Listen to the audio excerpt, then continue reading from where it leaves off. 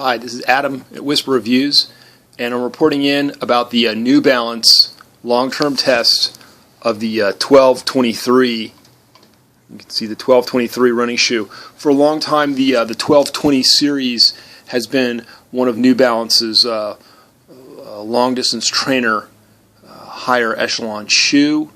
They have currently evolved to, at the time of this video, the 1226 is the higher end shoe, and so they kind of roll the rev letter and the number, the last number, one digit periodically. I also have the 1221s, and what you need to know is they're available in different widths.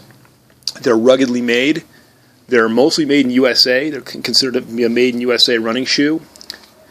These have been used for about 5 years, mostly walking. I ran in them for about a year or two, and then my running shoes, after about a year or so, or a good season of running, they're not so cushy, and they turn into my walking shoes. These have been my walking shoes for several years now, and they're in pretty good shape. They actually have quite a bit of, except for that part there, quite a bit of rubber left on the sole. You can see the front end still has some traction there left, even after 5 years of walking and about a year of running in them. They're not as cushy as some of the other running shoes, namely Brooks, the Brooks Foam, and the Nike Air. Nike's not as cushy as it used to be, frankly. They're just not. So Nike's not what they used to be. These are quite good shoes, and they're also available in different widths. I don't need that because I have a normal width, or almost a little bit of a narrow foot. But I like the fact that they're made in USA, and they're a good quality U.S. product. They've lasted a very, very long time, and they're very ruggedly built. They're also decent looking. I'm able to wear these with some khaki pants on the weekend, and they don't look totally weirded out the way they would with some running shoes that turn into my walking shoes. So that adds to the versatility, in my opinion, of the 1220. They have a decent color scheme, which is versatile. It's kind of, fun, funky enough, and colorful enough to be running shoes, yet later on, if they turn into walking shoes in your life, you can use them on the weekend for running around doing errands, and they don't look totally whacked out and weird. So that makes these very versatile shoes indeed. There is a little bit of room for a new sole. The sole they come with isn't totally thick.